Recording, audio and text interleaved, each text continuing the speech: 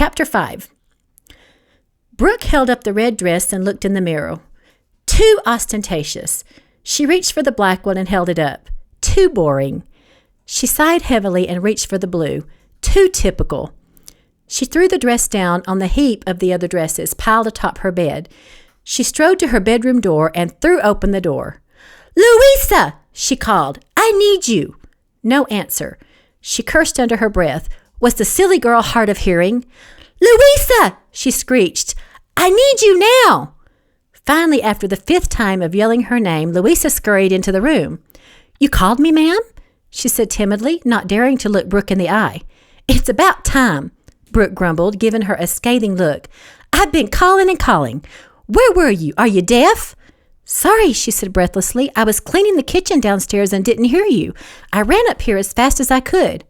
"Probably because you were blasting that salsa music you love so much. At any rate, I would certainly appreciate it if you came the first time I called," she snipped. Louisa nodded. "What do you need?" Brooke made a face. "What does it look like?" She motioned at the mound of dresses. "Help finding a dress for tonight. I'm going out with Sheldon and I want to look perfect." She trailed her fingers through her long hair as she stepped up to the mirror. "I need a second opinion." Gracie and Gertrude were standing off to the side watching the scene unfold. Gracie's hands went to her hips as she turned to Gertrude. "When you said you had something important to show me, I dropped what I was working on and came along." She blew out a breath. "Now I'll never get the report done in time to meet Stuart's deadline." She motioned toward Brooke. "You brought me here to see this? Really?" Gertrude gave her a hard look. "First of all, your work for Stuart is secondary, a means to an end. Brooke is your assignment. She should be your primary concern." "Yes, I know. You've told me 100 times. But do I really need to witness her berating the poor maid? The woman must really need this job. Otherwise, she'd tell Brooke just where she could stick it." "Just watch." Gertrude pushed her glasses up on her nose. "And be patient." Louisa reached for the blue dress. "This one would set off your eyes." Brooke crossed her arms over her chest. "You think so?" "Absolutely," Louisa smiled. "Nope, I don't like it. Too ordinary." Louisa nodded and then went into the walk-in closet. A minute later, she emerged holding a shimmering gold dress. "How about this one?" Brooke practically jerked it out of her hands and held it up for inspection. "You think so?" "The gold will highlight your hair, and the short length will emphasize your legs." "Too bad you can't give her something that will help with the rotten personality," Gracie quipped. Brooke held the dress up to her. "Yes, maybe you're right. It does bring out my highlights." She paused, studying her reflection in the mirror. "Do you think Sheldon will like it?" At that point, Gracie was unable to hold it in a moment longer. She belted out a harsh laugh. "Oh, don't you wish? Sheldon's just using you to get back at me. He cares nothing for you." Before Gertrude could reprimand her, Brooke spun around, glaring at Louisa. "Were you laughing at me?" Panic filled Louisa's eyes as she stepped back, winding her hands in her apron. "No, ma'am. I would never laugh at you." Brooke scoped the room. "I distinctly heard laughter." Shock bolted through Gracie as she turned to Gertrude and whispered, "Did she hear me?" Concern etched Gertrude's features as she also whispered, "I don't know. Say something else." "The gold dress makes your hair look brassy," Gracie said loudly. "The only reason Louisa recommended it is because you're so nasty that she can't stand the sight of you." Brooke and Louisa continued as though nothing had happened. Relief washed over Gertrude. "I suppose it was nothing. She probably heard someone downstairs." "Yeah, probably," Gracie said, but she got the feeling there was more to it than that. "Okay," Brooke says, "I'll wear the gold dress. It'll look great with my dangly earrings." "Yes," Louisa agreed, "you'll look beautiful." "I always look beautiful," Brooke sniffed, tossing her hair. Gracie was stunned. This was a new low even for Brooke. Did she really just say that? Gertrude's lips vanished into a thin, hard line. "Yes, ma'am," Louisa muttered. She moved to leave. "If you'll excuse me, I have to go. My son has a program at his school this evening." Brooke's face fell. "But you can't leave. Who's going to clean up this mess?" She motioned to the dresses, which were strewn over the bed and nearby chair. "You have 2 hands. Maybe you should try cleaning it up," Gracie said. "I'm sorry, madam." Louisa stammered, looking down at the floor, but I informed Mrs. Matthews last week that I would be leaving early today. I can clean it up now if you would like. Brooke thrust out her lower lip. Don't bother. I'll do it myself. Utterly incompetent, she muttered, shooting Louisa a disdainful look. Just go. Yes, ma'am. I'm so sorry. Louisa gave her a curt nod as she hurried from the room. Brooke turned her attention back to the mirror. She felt a smidgen guilty for treating Louisa so harshly. After all, she wasn't really upset with Louisa as much as she was simply annoyed with the situation. She and Sheldon had gone out on 3 dates. Things had gone well on the surface, but she was getting the nagging feeling he was simply going through the motions. She was so accustomed to guys falling at her feet that she could hardly fathom why Sheldon wasn't falling in line. Then again, Sheldon was a cut above most guys. With looks like his, he could have his pick of any girl. Her thoughts went to her daddy's demon secretary. Brooke was convinced that she was really Gracie, but how could she prove it? When she had questioned her daddy about her, all he wanted to do was sing her praises, going on about what a great listener she was and how everybody at the agency loved her. The woman may have pulled the wool over everyone's eyes, but she wouldn't fool Brooke. After leaving the agency, she had gone straight home to do some digging. She had tried to find a website, but there wasn't one. She couldn't find a number either. Strange. It had been relatively easy to find information on the inn when she went looking for Dawson there. It was as if the place had vanished into thin air. She even resorted to calling local businesses in Midway to ask about the inn. According to the people she spoke to, the inn was closed and on the verge of being torn down. Something strange was going on, and she felt it was somehow connected to Gracie or Alice or whatever her name was. Knock, knock! Her mother entered the room. She was holding a rolled-up newspaper in her hand. My, it looks like a tornado tore through here, she said dryly. I've been trying to find a dress for tonight, Brooke countered defensively. Yes, I can see that. She strode over to the chair in the corner and grabbed the bundle of dresses. She deposited them on the bed and then sat down in the chair, crossing her long legs. You were a little hard on Louisa, weren't you? She was nearly in tears when she left. Brooke made a face. I can't help it if she's incompetent. She let out a long sigh. You could at least pretend to tolerate Louisa. Do you realize what a difficult time I've had getting good help? You ran the last 2 off. A hard amusement came over Brooke's face. Excuse me, I ran them off? She shook her head, chuckling. That was all you, Mother. Nothing was ever good enough for you. The beds weren't made correctly, the silver not polished often enough, the bathrooms not sanitized, the list goes on and on. A petulant scowl formed on the older woman's beautiful face as she waved a hand. I'd rather not go into all of that, if you don't mind. Wow, I can't believe how much Brooke looks like her mother, Gracie said wide-eyed. The woman was about Brooke's same height and size, but her hair was short. Judging from the plastic look of her face, she'd had more than a few surgeries in an attempt to preserve her youthful appearance. It was like catching a glimpse into the future and seeing Brooke. What's her name? Her full name is Evelyn, Gertrude said, but she goes by Evie. Evie leaned forward and patted the bed. Have a seat. Brooke shook her head. Sorry, Mother, I wish I could, but I'm in a hurry. I have to get ready for my date. Her phone buzzed and she reached for it. That's probably Sheldon saying he's on his way. As she read the text, her face fell. What's wrong? Brooke cursed under her breath and dropped the phone on the dresser, where it made a loud clunk. It's Sheldon. He can't go out tonight. Really? Why not? Evie said, frowning. Brooke sat down on the bed, a dazed look on her face. He said something came up. He left town and doesn't know when he'll be back. Tears formed in her eyes. A feeling of exultation swelled over Gracie, and she almost punched a fist in the air until she realized Gertrude was standing next to her. She ignored the look of reproof on Gertrude's face and turned her attention to Brooke and Evie. Well, it's probably for the best. We don't know anything about him except that he's pretty. She arched an eyebrow. And honey bun, trust me when I say that dating a man who's prettier than you is asking for trouble. Sheldon's not prettier than me. She gave her mother a worried look. He's not, is he? Evie studied her carefully. Well, your hair is looking a little dry. What kind of conditioner are you using? Brooke touched her hair. My usual. She made a face. Do you really think it's dry? Evie nodded. A little. How's your diet and exercise?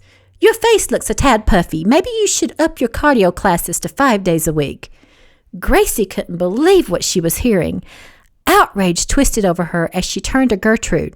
"She's ripping her daughter apart. What kind of mother does that? No wonder Brooke's such a monster." "Yes, I'll add another cardio class," Brooke said dully. "Well, it couldn't hurt," Evie chirped. Brooke was unprepared for the hurt that pelted over her. "How could Sheldon just up and leave without telling me?"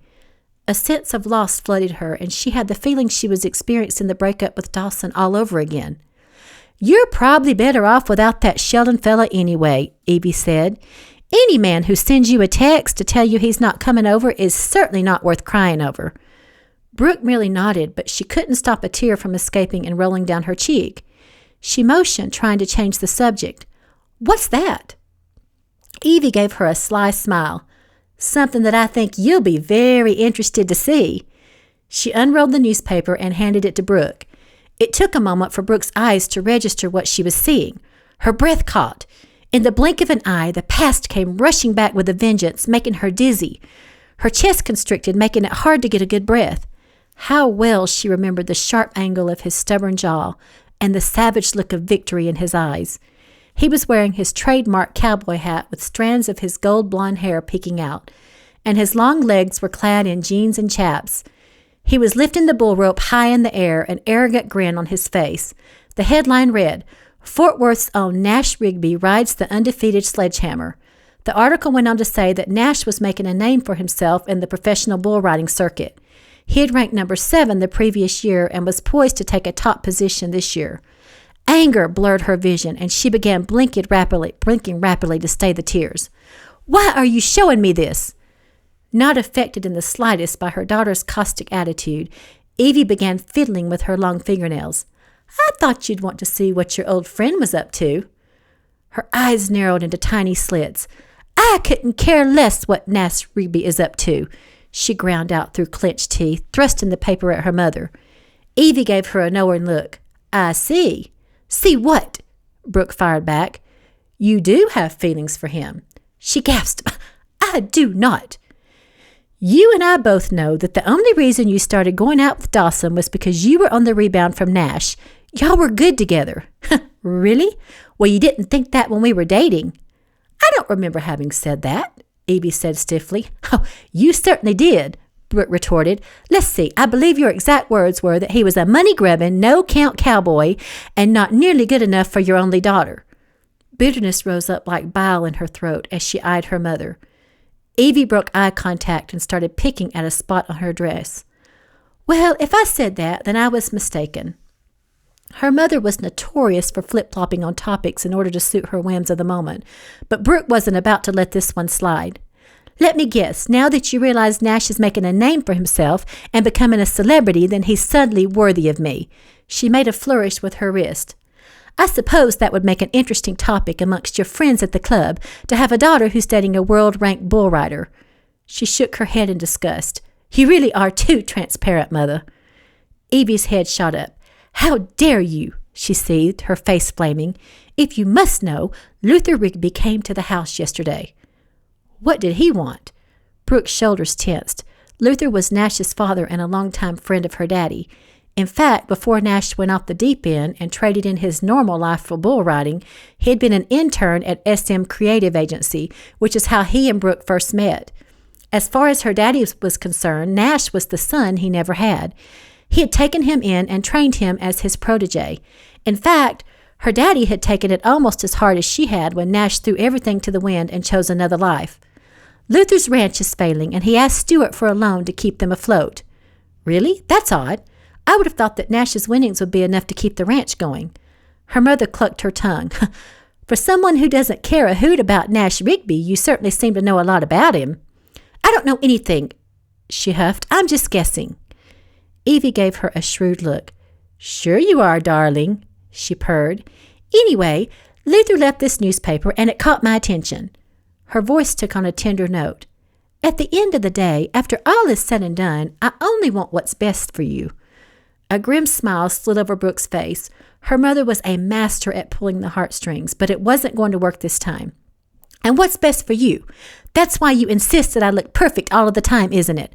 I'm a pretty little feather in your cap." Even though she knew it wasn't wise to back her mother into a corner, she couldn't seem to help herself. True to form, Evie came out fighting. "You are way out of line. I can't help it if the world judges us by how we look. That's just the way it is." "Don't you think it's possible that somebody might actually want me for me? I hope I have value other than my looks." Her voice broke and she hiccuped to choke back a sob. Every time she so much as broached the topic of going back to school and finishing her degree, her mother balked, saying she would be a fish out of water and that it wasn't about how much education she obtained, but rather her social standing and the amount of money she had. For so many years, Brooke had bought into her mother's drivel, but now she was starting to think she should have listened more to her daddy, who encouraged her to sharpen her mind and learn new skills. No doubt, following down mother's path had been easy, but it had left her empty and unfulfilled. "Oh, Sugar Plum," Evie cooed, "I don't mean to sound harsh. Do you know how lucky you are? You are stunningly beautiful with a perfect figure.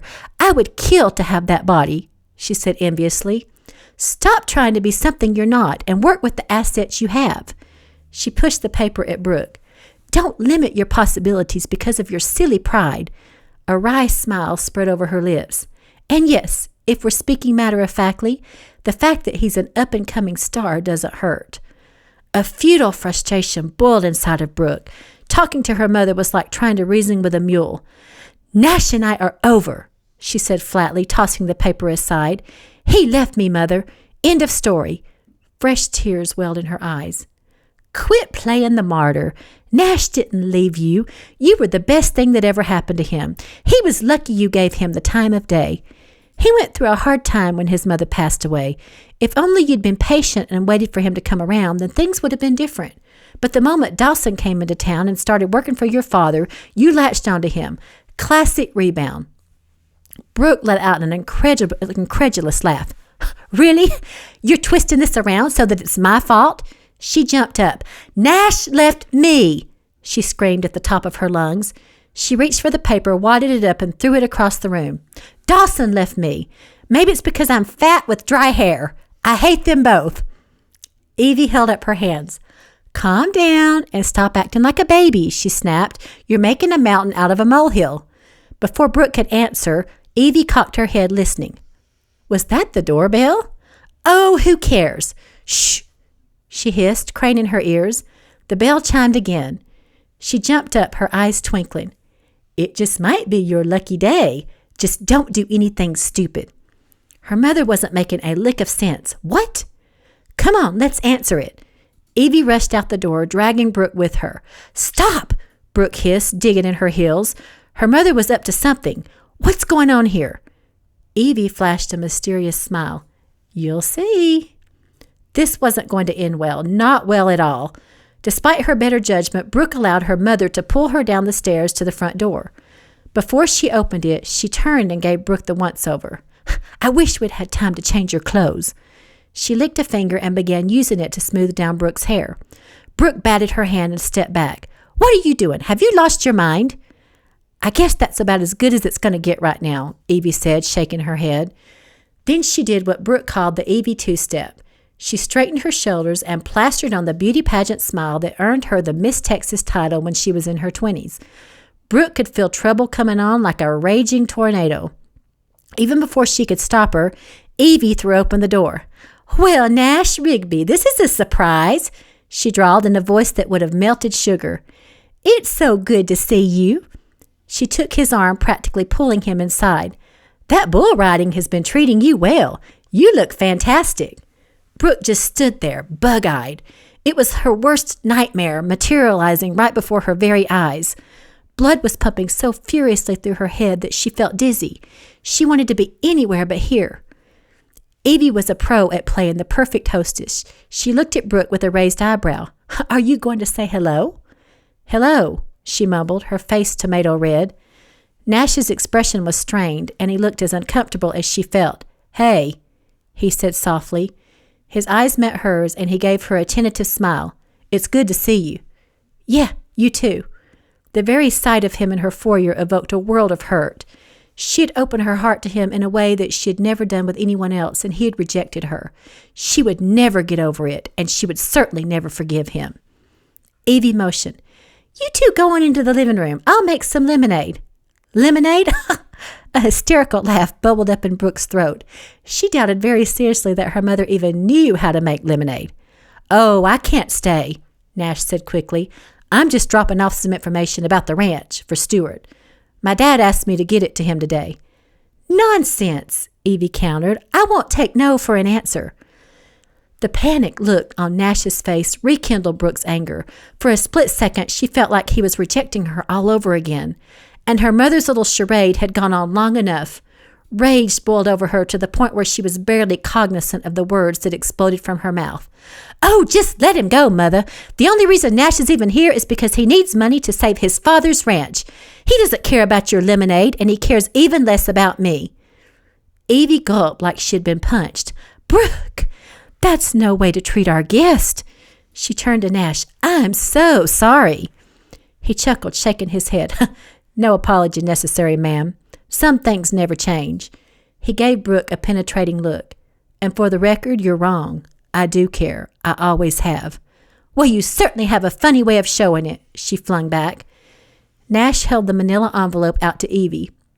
"Please give this to Stuart." He looked at Brooke. "And just so you know, there's no shame in asking for help from a trusted friend. All we're asking for is a loan which we will pay back with interest. Good day." He offered a curt nod to Evie before turning on his heel to walk out. Evie closed the door behind him and spun around, eyes blazing. "I told you not to do something stupid." "You're accusing me of doing something stupid? I'm not the one who let that imbecile in here." Tears gathered in her eyes. "How could you humiliate me like that?" "What are you talking about? I didn't humiliate you. You did that all on your own." Disgust lay heavy in her voice. Brooke clenched her teeth and let out a growl. "Oh, stop being such a ninny. Calm down so we can talk about this like rational adults." "No, I won't calm down." She threw back her head, causing her hair to swing out wildly behind her. There was a crazed look in her eyes. "I've had enough of this." "What do you mean?" Brooke's mind was on fire. Nothing made sense, but she knew if she stayed a minute longer with her mother, she'd completely lose it. "I'm a grown woman, and I don't have to put up with this." She ran toward the stairs to retrieve her purse and keys. "Brooke, come back here," Evie yelled, hurrying after her. "Brooke!" A few minutes later, Brooke ran back down the stairs and out the front door. Evie kept yelling and screaming at the top of her lungs, but Brooke refused to stop. After Brooke sped off in her car, Evie went back into the house and wept. Gracie and Gertrude had witnessed the entire scene. Gracie was still trying to make sense of all that had occurred. Wow, what a sordid mess. It's hard to believe that a mother would say those things to her daughter, make her believe that her value is solely contingent on her looks. She shook her head in bewilderment. "I thought my mother was bad. She was a dream compared to Brooke's mom. No wonder Brooke is such a tyrant. And the sad part is that Evie really believes she's helping her daughter. Unbelievable." A wise smile spread over Gertrude's lips. "Your perspective was limited to a tiny dot before, but now it's beginning to expand. You're starting to see things as they really are." "Yeah, I suppose." Gracie scratched her head. She still didn't like Brooke, but it was easier to understand where she was coming from. "Wow, Nash Rigby is certainly easy on the eyes. Talk about a hottie. He's the bad boy version of Chris Hemsworth." "Who?" "The actor." Gertrude shook her head, laughing. "I might have known. With you, everything always goes back to either an actor or a movie." Gracie's mind raced ahead, a new possibility forming on the horizon. Brooke still has feelings for Nash, and he seemed to be able to hold his own with her. Maybe I should find out more about him. "I knew you would eventually get on the right track," Gertrude said, a sparkle in her eye.